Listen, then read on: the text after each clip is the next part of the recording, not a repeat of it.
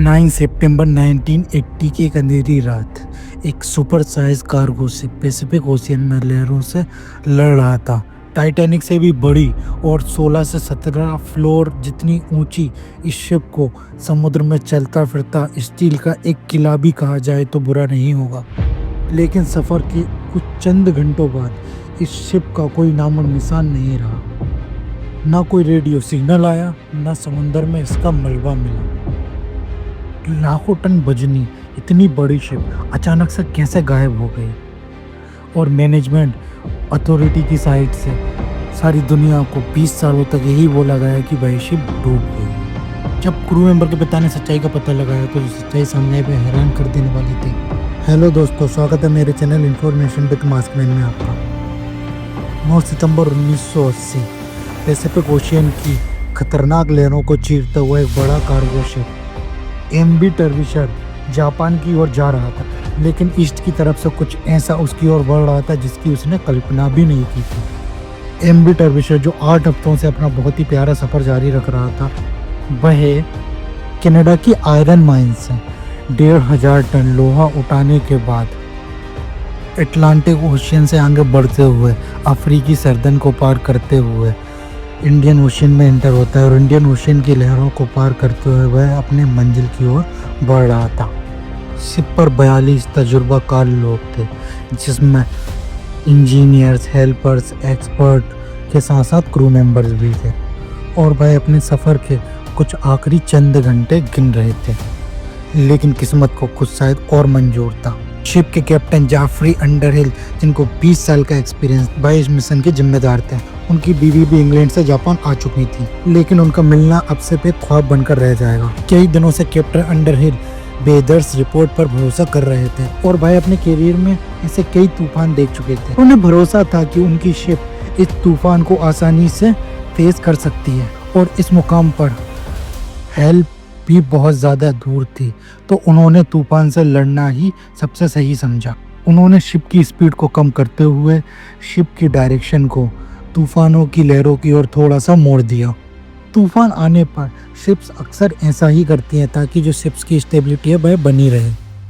और साथ ही उन्होंने एक इमरजेंसी मैसेज भी सेंड किया जिसमें उन्होंने हालात के बारे में बताया और शिप की लोकेशन भी भेज दी। और तूफान का गुस्सा बढ़ता जा रहा था। लहरें 10 मीटर से भी ज़्यादा ऊंची हो चुकी थी। कुछ लहरें तो डर्विशर की हाइट तक जा पहुंची थी। डर्विशर की हाइट 1000 फीट थी, जो कि टाइटैनिक की हाइट से भी ज़्यादा थी। ये ऐसा बोल सकते हैं कि हम 16 मंजिल की बिल्डिंग बराबर थी। ये कोई आम शिप नहीं था, ये एक समुद्र में चलता फिरता स्टील का एक किला था। इसको बनाया भी इसीलिए गया था कि ये दुनिया के भयंकर समुद्री तूफानों से लड़ सके। और कैप्टन के लिए ये तूफान एक चुनौतियों का मामूली हिस्सा था, लेकिन समुद्र की अंधेरी गहराइयों में कुछ ऐसा होने जा रहा था जो किसी ने सोचा भी नहीं था। इसके अलावा 2 और भी जहाज इस समुद्री तूफान का मुकाबला कर रहे थे, लेकिन अगली सुबह वह दोनों जहाज सुरक्षित रूप से पोर्ट पर पहुंच चुके थे। लेकिन एमवी टर्विशर का कोई अता पता न चला। लेकिन समुद्र का ये चलता फिरता स्टील का किला अचानक गायब हो गया बिना किसी निशान के। अगले 20 सालों तक दुनिया को यही समझ नहीं आया कि आखिर उस रात हुआ क्या था। 9 सितंबर 1980 को एमवी टर्विशर ने आखिरी रेडियो मैसेज किया। उसके बाद ना कोई कॉल, ना कोई मैसेज, और अगले 6 दिनों तक खामोशी का एक भयानक समा। शिपिंग ओनर्स ने भी उसे कोई मिसिंग रिपोर्ट नहीं किया। ओनर्स को भी यकीन था कि शिप का रेडियो कॉन्टैक्ट टूट गया है, इस वजह से शिप से कनेक्शन नहीं हो पा रहा है और वह समुद्र के किनारे सुबह अपने किनारे तक पहुंच जाएगा। 15 सितंबर 1980 को शिप की गुमशुदगी की फिक्र पहली बार महसूस हुई। एक इंटरनेशनल सर्च मिशन लॉन्च किया गया जिसमें हेलीकॉप्टर्स, एरोप्लेन्स, नेवल शिप सब समुद्र की छाती पर टर्विशर को अच्छी तरह छान मारते हैं। लेकिन इतने बड़े जहाज का एक टुकड़ा भी कहीं तैरता हुआ भी ना मिला, और 6 दिनों के बाद सर्च ऑपरेशन भी बंद कर दिया जाता है। और अथॉरिटीज़ ने भी ये कहकर मामला रफा दफा कर दिया कि भाई समंदर में कहीं डूब गया है, और ये नतीजा बिना किसी इन्वेस्टिगेशन के निकाल लिया गया है। और जिस तेज़ी से सर्च ऑपरेशन और इन्वेस्टिगेशन बंद हुई, उसी तेज़ी से न्यूज भी बंद हो गई। एमबी डर्विशर के क्रू मेंबर्स की फैमिलीज ने भी बहुत सारी रिक्वेस्ट भेजी, पर उन्हें ये बताया गया कि इसमें इन्वेस्टिगेशन करने लायक कुछ भी नहीं है। उस शिप में मरने वालों के फैमिलीज से ये बात हजम ना हो पाई। उनको ऐसा लग रहा था जैसे उनसे कोई बात जानबूझकर छुपाई जा रही है। एमबी डर्विशर को ब्रिटेन के मशहूर स्वान हंटर शेपर्ड पर 4 साल पहले बनाया गया था। एक ऐसी शिप जो 1.5 लाख टन से भी ज़्यादा माल एक साथ ले जा सकती थी और 20 साल पहले की शिप से भी 4 गुना ज़्यादा लोड उठा सकती थी। बात सिर्फ साइज की नहीं थी, डिज़ाइन भी नया था और एमबी डर्विशर एक ओबीओ कैरियर था।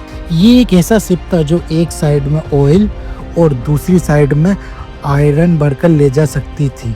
इसका सबसे बड़ा फायदा शिपिंग कॉस्ट को कम करना था और इसी वजह से ये कभी भी खाली लौट कर वापस नहीं जाती थी। यदि एक साइड इसने ऑयल को छोड़ा तो दूसरी साइड से आयरन या कुछ ना कुछ लेकर जरूर जाती थी। यानी शिप हमेशा चलती रहेगी और कंपनी को फायदा होता रहेगा।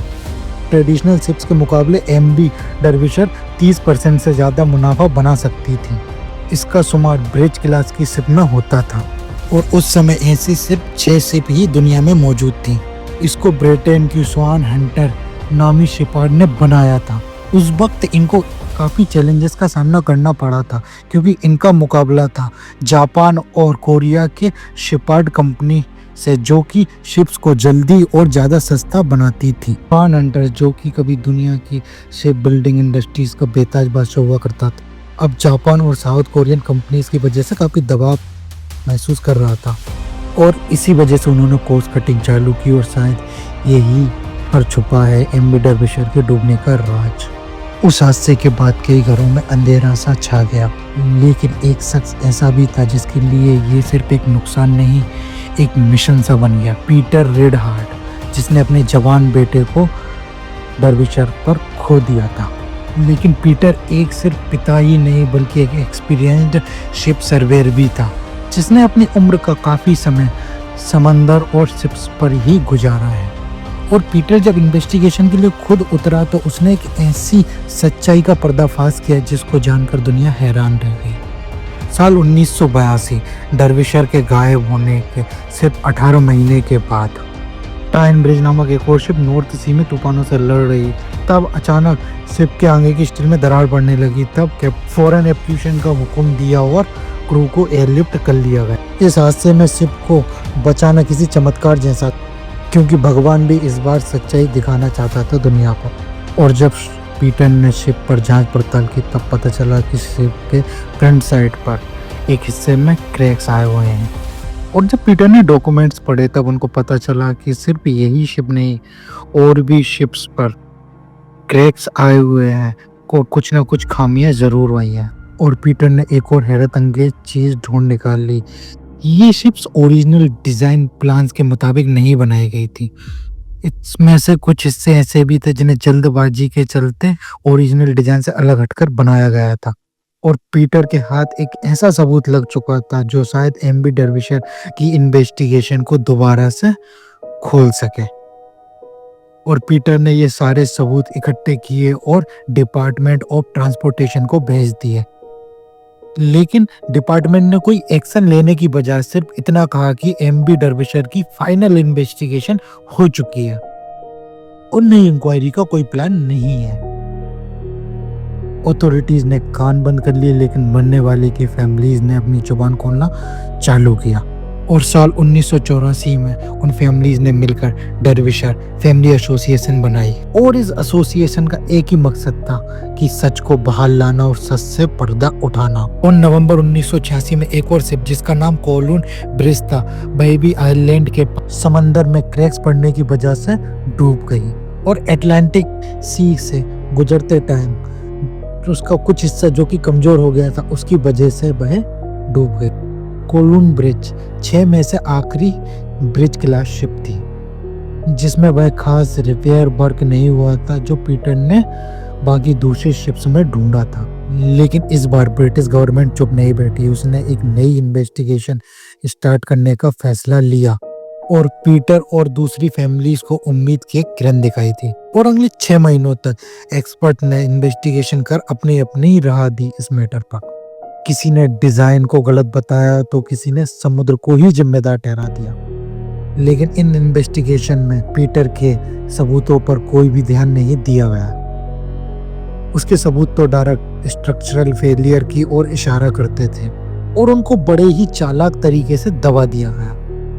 और इन्वेस्टिगेशन रिपोर्ट में यह दावा किया गया कि एमवी डर्विशर और बाकी ब्रिज क्लास शिप्स में कोई भी स्ट्रक्चरल फेलियर नहीं था। और कहा गया कि डर्विशर एक शिप थी जो कि समुद्री लहरों का शिकार बन गई।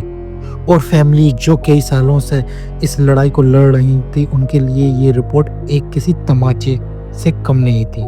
और उन फैमिलीज का कहना था कि डर्विशर का राज समुद्र के अंदर नहीं छिपा है बल्कि सिस्टम में छिपा है। लेकिन उन फैमिलीज ने कभी हिम्मत नहीं हारी। और सन 1994 में इंटरनेशनल ट्रांसपोर्ट वर्कर्स फेडरेशन के साथ मिलकर उन्होंने इन्वेस्टिगेशन के लिए एक प्राइवेट टीम बनाई। सब फैमिलीज ने मिलकर इस इन्वेस्टिगेशन का खर्चा उठाया और 14 साल बाद डर्विशर को समुद्र के अंदर ढूंढने का एक मिशन चालू किया। और हैरत अंगेज तौर पर समुद्र की सतह से मात्र 4 किलोमीटर नीचे डर्विशर को वन पीस में ढूंढ लिया गया, वह भी मात्र 23 घंटों में। ये बहुत बड़ी कामयाबी थी। और इस गुत्थी को सुलझाने के लिए समुद्र के अंदर उस शिप के एक एक हिस्से की फोटो ली गई। और 6 साल बाद इन्वेस्टिगेशन रिपोर्ट सामने आई। तब पता चला कि शिप के सबसे आगे एक स्टोर बना होता है जिसे बोस स्टोर कहते हैं। इस स्टोर में डेक मेंटेनेंस का इंपोर्टेड सामान रखा होता है, जैसे रस्सियां, टूल, चेन वगैरह। उस समय जब तूफानों में एमवी डर्विशर लहरों में झूल रही तो बोशून स्टोर का दरवाजा, जो कि ओरिजिनली डिजाइन की तरह बनाया ही नहीं गया था, अचानक टूट गया और उसमें पानी भरने लगा। हजारों गैलन पानी शिप के अगले हिस्से में भर गया, जिसके कारण शिप का अगला हिस्सा भारी होने लगा और वो हिस्सा पानी के अंदर चला गया। अब लहरें और ज्यादा हाइट से शिप से टकरा रही थी, जिस वजह से वेंटिलेटर टूट गए और पानी मशीन वाले एरिया में दाखिल होने लगा। और अब धीरे धीरे करके पानी कंटेनरों की ओर बढ़ने लगा और धीरे धीरे एक एक कंटेनरों में पानी भरने लगा, जिसकी वजह से कंटेनर और भारी हो गए। और फिर डर्विशर, जो कि ब्रिटेन की सबसे बड़ी वेसल थी, वह पैसिफिक ओशियन के अंधेरों में खो गई। और जब इन्वेस्टिगेशन रिपोर्ट सामने आई तब पता चला कि जिस भी कंपनी ने ये जो शिप्स बनाई थी उन सब में आगे वाले बोसिन स्टोर्स में क्रैक्स मौजूद थे और सभी के हेज कवर्स स्टैंडर्ड्स के हिसाब से नहीं बनाए गए थे। शुरुआत में फैमिलीज को ये लगा कि ये कोई बड़ा डिज़ाइन फेलियर था जिसकी वजह से शिप डूब गया, लेकिन बाद में पता चला कि ये छोटी छोटी गलतियों की वजह से एक समुद्र में चलता फिरता स्टील का किला डूब गया। 1970 में हर साल कई शिप्स डूब जाती थी। अथॉरिटीज के लिए एक नॉर्मल बात थी और सिर्फ नंबर गेम रह गया था। लेकिन डर्विशर की फैमिलीज ने अपनी प्राइवेट इन्वेस्टिगेशन करके शिपिंग इंडस्ट्रीज को एक्सपोज किया। उसके बाद शिप्स की नई डिजाइन आई और रूल्स एंड रेगुलेशन और ज़्यादा सख्त कर दिए गए और इसके अलावा सेफ्टी इंस्पेक्शन पर भी और ज़्यादा ध्यान दिया गया। उन फैमिलीज ने एक सिर्फ जहाज ही नहीं ढूंढा बल्कि आने वाले समय के लिए एक ऐसा उदाहरण भी सेट किया जिससे अनेकों फैमिलियों के मेंबर्स अपनी जान गंवाने से बच सकें। तो दोस्तों, उम्मीद करता हूँ आपको ये कहानी पसंद आई होगी। यदि पसंद आई तो मेरे चैनल को सब्सक्राइब कीजिए, लाइक कीजिए और शेयर कीजिए ताकि मैं इन्फॉर्मेशन विद मास्कमैन ऐसी ही और रोचक कहानियाँ आपके बीच लेकर आता रहूँ।